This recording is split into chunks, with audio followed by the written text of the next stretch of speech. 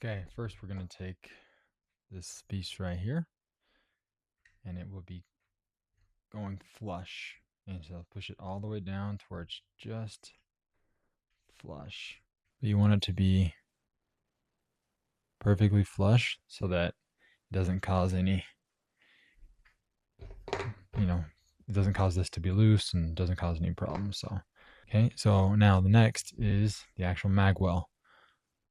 Now when you put this on, you put this front of this in here first. Put the front on and then push it up on the back. And it shouldn't take much, just like that.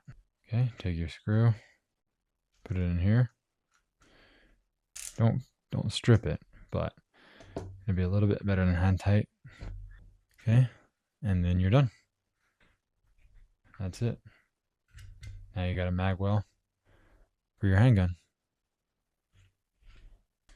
It fits in here just fine. Very slim.